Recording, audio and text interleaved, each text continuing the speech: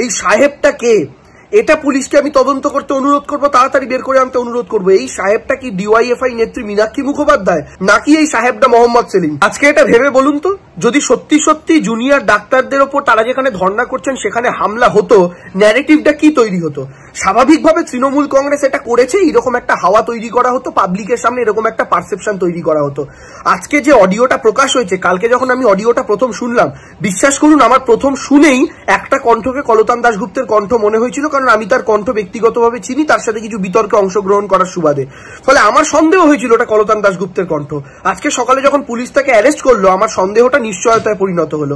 CPM তাহলে কতটা নোংরা রাজনৈতিক দল, বাংলার মানুষকে চিন্তা করতে অনুরোধ করব যে এই রাজনৈতিক দল স্বাভাবিকভাবে যদি আজকে এই ঘটনা ঘটতো, তৃণমূল কংগ্রেসের ওপরই দায়টা এসে পড়তো, এবং তৃণমূল কংগ্রেসের ওপরে দায় চাপানোর জন্য এরা জুনিয়র ডাক্তারদের মাথা ফাটাতেও পিছোপা হচ্ছে না। কিন্তু আমার এখানে দুটো বক্তব্য।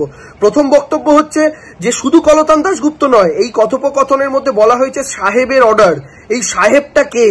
এটা পুলিশকে আমি তদন্ত করতে অনুরোধ করবো, তাড়াতাড়ি বের করে আনতে অনুরোধ করবো। এই সাহেবটা কি ডিওয়াইএফআই নেত্রী মীনাক্ষী মুখোপাধ্যায়?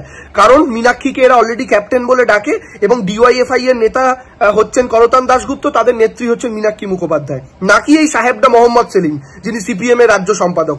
এই ব্যাপারটা তাড়াতাড়ি পুলিশকে বলবো, যত দ্রুত সম্ভব এই নেংটি ইঁদুর ছেড়ে মাথা ধরুন, এই দাবি আমরাও করব।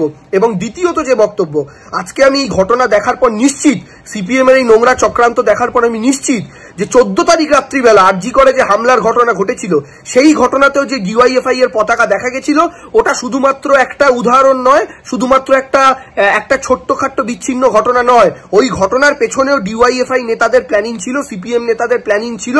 এক্ষেত্রে অডিও ক্লিপ প্রকাশ হয়েছে তাই মানুষ বুঝতে পারছে, সেক্ষেত্রে কোনো অডিও ক্লিপ প্রকাশ হয়নি তাই জানা যায়নি। আমি পুলিশকে বলবো, ডিওয়াইএফআই এর পতাকা নিয়ে আরজি করে হামলার ঘটনায় যারা যারা গ্রেফতার হয়েছেন তাদের রাজনৈতিক পরিচয় প্রকাশ হোক, এবং এক্ষেত্রে এই সাহেব ব্যক্তিটিকে সেটাও পুলিশ অবিলম্বে প্রকাশ করুক। এবং বাংলার মানুষ এমনি এমনি সিপিএম কে শূন্য করে দেয়নি, সেটা আরো একবার বুঝতে পারা যায় সিপিএম কত বড় বদমাইশের দল, যে তারা জুনিয়র ডাক্তারদের মাথা ফাটাতেও পিছোপা হচ্ছে না, শুধুমাত্র তৃণমূল কংগ্রেসের ঘাড়ে দোষ চাপানোর জন্য।